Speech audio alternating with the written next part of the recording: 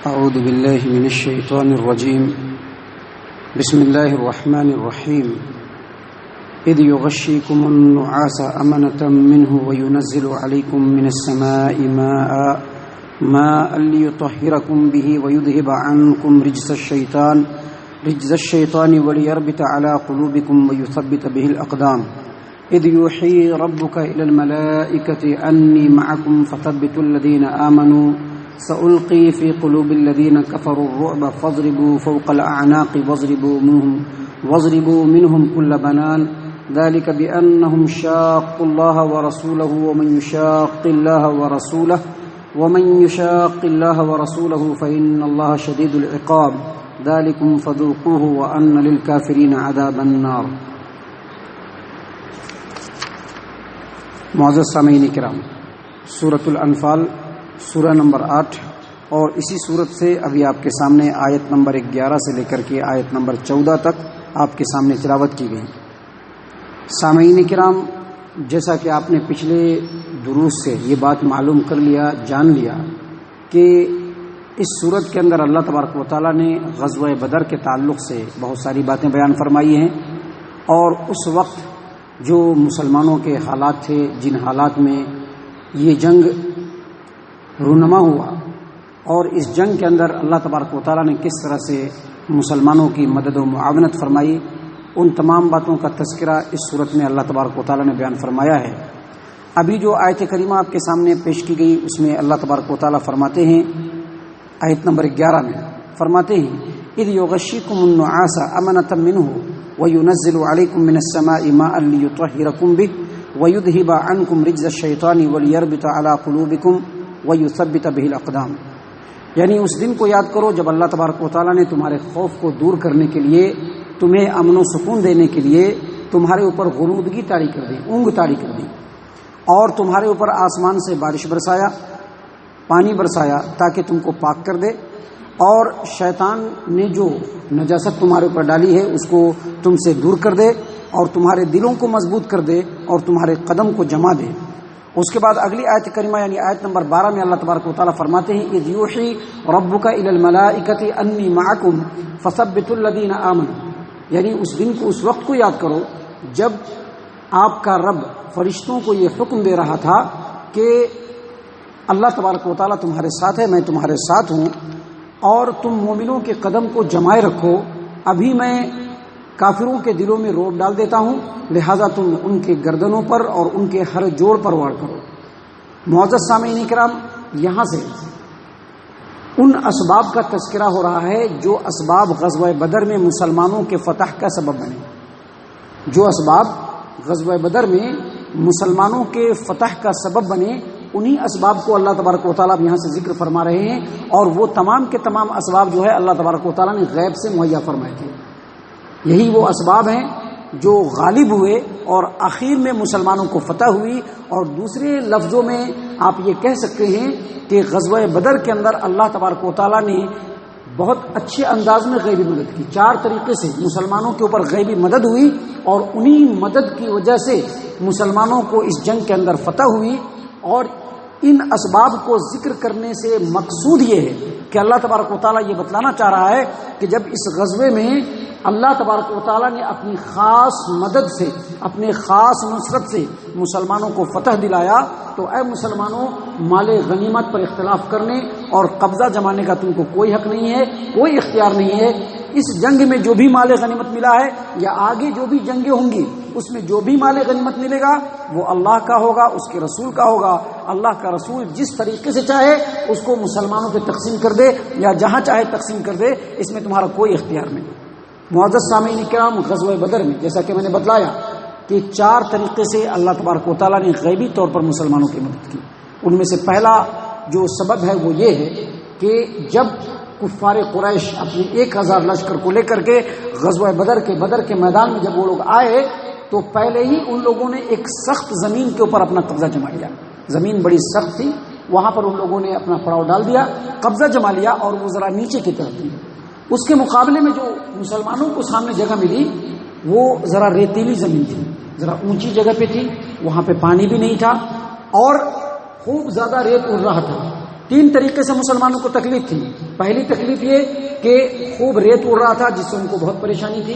دوسری تکلیف یہ کہ ان کو پانی نہ تو کھانے پینے کے لیے مل رہا تھا، پینے کے لیے مل رہا تھا، اور نہ ہی وضو اور طہارت کے لیے. اور تیسری تکلیف یہ کہ سامنے یہ لوگ تو نہت تھے مسلمان، اور سامنے 1000 کا مسلح لشکر جرار جن کو دیکھ کر کے ان کے دلوں کے اندر ہیبت ہو رہی تھی، اور شیطان برابر مسلمانوں کے دلوں میں وسوسہ ڈال رہا تھا کہ یہاں پر پانی پینا اور کھانا کھانا تو درکنار، مجھ کو ایسا لگتا ہے کہ تم لوگ بچ کر کے بھی نہیں جا پاؤ گے. ایسے کٹھن حالت میں اللہ تبارک و تعالیٰ نے سب سے پہلے ان کے اوپر پانی برسایا، موسلادھار بارش. اتنی موسلادھار بارش ہوئی کہ مسلمانوں نے جتنے بھی وہاں پر حوض تھے سب کے اندر پانی کو جمع کر لیا، اور ان کو کھانے کے، ان کو پینے کے لیے، نہانے کے لیے، وضو کے لیے، طہارت کے لیے مکمل طور پہ ان کو پانی مل گیا. دوسرا فائدہ پانی برسنے کا یہ ہوا کہ جو مسلمان بالکل اوپر کی زمین پر تھے، ریتیلی زمین پہ جہاں پہ پاؤں پھسلتا تھا، وہاں پہ ان لوگوں کے پاؤں جمنے لگے. جو زمین تھی وہ سخت ہو گئی، پورا کا پورا ریت وہاں سے بہہ گیا. زمین کی جو ریت تھی وہ پورے زمین میں بیٹھ گئے، اور یہ لوگ وہاں پر آسانی سے چل پھر سکتے تھے، دوڑ بھی سکتے تھے، پیر کا پھسلنا بند ہو گیا. اور تیسرا سب سے بڑا فائدہ مسلمانوں کو بارش برسنے سے یہ ہوا کہ چونکہ مسلمان اوپر کی زمین پہ تھے، وہاں سے بارش برسا تو پانی کا ریلا جو نیچے گیا تو وہ جو سخت مٹی کی زمین تھی وہاں پہ کیچڑ ہو گیا، چکڑ ہو گیا، اور ان لوگوں کے پیر پھسلنے لگے. اور اس طرح سے مسلمانوں کے دلوں کے اندر جو وسوسہ تھا، جو شیطان نے ڈالا تھا، وہ تمام کے تمام دور ہو گئے. یہ پہلی مدد تھی جو اللہ تبارک و تعالیٰ نے اس جنگ کے اندر مسلمانوں کو کی.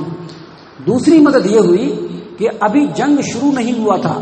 جنگ شروع ہونے سے پہلے ہی اللہ تبارک و تعالیٰ نے مسلمانوں کے اوپر غنودگی طاری کر دی، اونگ طاری کر دی. آپ لوگوں نے آبزرو کیا ہوگا، تجربہ کیا ہوگا کہ جب آدمی بہت زیادہ تھکا ہوتا ہے یا رات کو اٹھ کر کے آدمی قیام اللیل وغیرہ پڑھتا ہے، ذرا جگتا ہے، تو اسی دوران اگر تھوڑی سی اونگ آ جاتی ہے، اور اونگ آنے کے بعد جب آدمی ہوشیار ہوتا ہے تو پوری تھکاوٹ دور ہو جاتی ہے. ویسے ہی اللہ تبارک و تعالیٰ نے جنگ سے پہلے ہی مسلمانوں کے اوپر اونگ طاری کر دی، غنودگی طاری کر دی. اس کا فائدہ 2 ہوا. ایک یہ کہ جو تھکاوٹ تھی وہ مکمل دور ہو گئی اور مسلمان بالکل چست و چالاک ہو گئے. دوسرا فائدہ یہ ہوا کہ مسلمانوں کے دلوں کے اندر جو کافروں کا روب، ان کے 1000 لشکر جرار کا جو مسلح لشکر تھا، اس کا جو روب اور خوف تھا وہ دلوں سے نکل گیا، اور مسلمانوں کے دلوں کے اندر اطمینان آ گیا. نبی اکرم صلی اللہ علیہ وسلم جو اپنے خیمے کے اندر، اپنے عریش کے اندر رات بھر کھڑے ہو کر کے اللہ تبارک و تعالیٰ سے دعا مانگ رہے تھے، اور ابوبکر صدیق رضی اللہ عنہ کے گزارش کرنے پر، درخواست کرنے پر جب گھر سے باہر نکلے، اس خیمے سے باہر نکلے، تو نکلتے ہی نبی صلی اللہ علیہ وسلم پر بھی غنودگی طاری ہوئی. اور جب نبی صلی اللہ علیہ وسلم اس اونگ سے سنبھلے تو آپ صلی اللہ علیہ وسلم کے چہرے پر مسکراہٹ تھی. آپ صلی اللہ علیہ وسلم کی زبان مبارک سے قرآن کریم کے آیات نکل رہے تھے، سیہزم الجمع ویولون الدبر. عن قریب یہ جو کفار مکہ کا جو لشکر ہے، عن قریب یہ شکست کھائے گا اور یہ لوگ پیٹ پھیر کر کے بھاگیں گے. اس کے بعد نبی صلی اللہ علیہ وسلم مسلمانوں کے گروپ میں آئے اور آ کر کے بتلایا کہ آج کے اس جنگ میں کفار مکہ کے بڑے بڑے سرداران سبوں کا نام لے کر کے کہا کہ یہ مارے جائیں گے، یہ مارے جائیں گے، یہ مارے جائیں گے. کہاں پر کون مارا جائے گا، ان تمام کی جگہوں کو بھی اللہ کے رسول صلی اللہ علیہ وسلم نے دکھلایا. تو یہ دوسری مدد تھی کہ جنگ سے ٹھیک پہلے مسلمانوں کو ذہنی سکون دینے کے لیے اللہ تبارک و تعالیٰ نے ان کے اوپر اونگ کو طاری کر دیا. اور اس کے بعد اللہ تبارک و تعالیٰ نے تیسری مدد کی، جیسا کہ کل کے درس میں بتلایا گیا کہ اللہ تبارک و تعالیٰ نے لگاتار کنٹینیو ایک کے بعد ایک 1000 فرشتوں کو مسلمانوں کی مدد کے لیے بھیجا. صحابہ کرام کہتے ہیں کہ فرشتوں نے جن جن کافروں کو موت کے گھاٹ اتارا ان تمام کو ہم پہچانتے ہیں، اور فرشتوں کے 1000 لشکر کے اترنے کی وجہ سے جہاں مسلمانوں کو اطمینان ہوا، جہاں ان کو ثابت قدمی ملی، جہاں ان کو ہمت و حوصلہ ملا، وہی کافر لوگ سخت بددل ہوئے گئے اور ان کی ہوا اکھڑ گئی اور ان کے قدم وہاں سے نکل گئے اور پھر بالآخر وہ شکست دوچار ہو گئے. معزز سامعین اکرام، جو چوتھی مدد تھی وہ آیت نمبر 17 میں بیان کی گئی ہے، جو انشاءاللہ اس کے بعد کے درس میں آپ کے سامنے پیش کیا جائے گا. یہاں پر بتلانا یہ مقصود ہے کہ اللہ تبارک و تعالیٰ نے خصوصی طور پر اس جنگ کے اندر مسلمانوں کو مدد کی، اور اللہ تبارک و تعالیٰ نے فرشتوں کو واضح طور پر کہا کہ مسلمانوں کے قدم کو جمائے رکھو، میں تمہارے ساتھ ہوں، اور میں عنقریب کافروں کے دلوں میں رعب ڈالوں گا، تم ان کے گردنوں پر، ان کے جوڑ جوڑ پر وار کرو. اس کے بعد اللہ تبارک و تعالیٰ فرماتے ہیں کہ ذالک بأنہم شاقوا اللہ ورسولہ ومن یشاقق اللہ ورسولہ فإن اللہ شدید العقاب۔ یہ جو کفار مکہ کا، کفار قریش کا، کفار و مشرکین کا جو یہ حال ہو رہا ہے، اس کی وجہ یہ ہے کہ ان لوگوں نے اللہ اور اس کے رسول سے مخالفت کی، اور جو بھی اللہ اور اس کے رسول سے مخالفت کرے گا ان کے لیے سخت ترین عذاب ہے۔ اور اس کے بعد اللہ فرماتے ہیں ذالکم فذوقوہ، اور پھر کافروں سے کہا جا رہا ہے کہ تم اس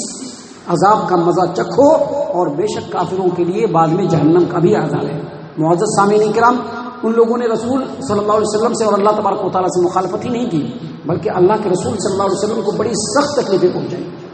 نبی صلی اللہ علیہ وسلم کو کتنی سخت تکلیفیں پہنچائی، اس کا ایک چھوٹا سا نمونہ دیکھیے، جس کو امام بخاری رحمہ اللہ نے اپنی صحیح البخاری کتاب الوضو کے اندر بیان کیا ہے۔ عبداللہ بن مسعود رضی اللہ عنہ بیان کرتے ہیں کہ ایک بار نبی اکرم صلی اللہ علیہ وسلم کعبۃ اللہ میں نماز پڑھ رہے تھے۔ آپ صلی اللہ علیہ وسلم نماز پڑھ رہے تھے، ادھر ابو جہل اور اس کے جتنے بھی چیلے چٹیے تھے، جتنے بھی سرداران تھے، اس کے ساتھی تو سب بیٹھے تھے۔ ابو جہل نے کہا کہ فلاں آدمی نے اپنی اونٹنی کو ذبح کیا ہے، کون اس کے بچے دانی کو لے کر کے آئے گا؟ یعنی جو اوجڑی ہوتی ہے جس کو بوٹی کہتی ہے، کون اس کے بچے دانی کو لے کر کے آئے گا؟ اور جب محمد سجدے کے اندر جائے صلی اللہ علیہ وسلم تو ان کے پیٹھ پر ڈالے گا۔ اس قوم کا سب سے بڑا بدبخت عقبہ بن ابی معیط کھڑا ہوتا ہے اور فوراً جا کر کے اس اونٹ کی اوجڑی کو لے کر کے چلا آتا ہے، دیکھتا ہے کھڑا ہو رہا ہے کہ جیسے نبی صلی اللہ علیہ وسلم سجدے میں گئے، دونوں کندھوں کے درمیان جو یہاں پر دونوں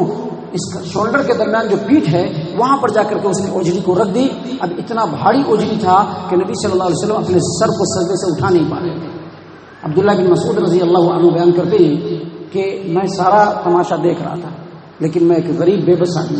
مجبور آدمی، کاش کہ اس دن میرا کوئی زور ہوتا تو میں نبی صلی اللہ علیہ وسلم کی مدد کرتا، لیکن میں کچھ نہ کر سکا۔ اتنے میں آپ صلی اللہ علیہ وسلم کی بیٹی فاطمہ رضی اللہ عنہا باہر نکلتی ہے اور اس بچے دانی کو اٹھا کر کے وہاں سے پھینکتی ہے، تو پھر نبی اکرم صلی اللہ علیہ وسلم اپنے سر کو اٹھاتے ہیں اور اٹھا کر کے نبی صلی اللہ علیہ وسلم بد دعا کرتے ہیں کہ اے اللہ ابو جہل سے نمٹ لے، اے اللہ قریش سے نمٹ لے، اے اللہ قریش سے تو سمجھ لے۔ جب نبی صلی اللہ علیہ وسلم یہ بد دعا فرماتے ہیں تو ان لوگوں پر بڑی گرہ گزرتی ہے، کیونکہ ان لوگوں کو بھی معلوم ہے کہ کعبۃ اللہ کے اندر اللہ تبارک و تعالیٰ دعاؤں کو قبول کرتا ہے۔ اس کے بعد نبی صلی اللہ علیہ وسلم نے ایک ایک کا نام لے کر کے اے اللہ ابو جہل سے نمٹ لے، اے اللہ عتبہ بن ربیعہ سے نمٹ لے، اے اللہ شیبہ بن ربیعہ سے نمٹ لے، اے اللہ ولید بن عتبہ سے نمٹ لے، اے اللہ عقبہ بن ابی معیط سے نپٹ لے۔ اس طرح سے 7 آدمی کا نام لے کر کے نبی اکرم صلی اللہ علیہ وسلم نے ایک ایک کی بد دعا کی، ایک ایک کے اوپر بد دعا کیا۔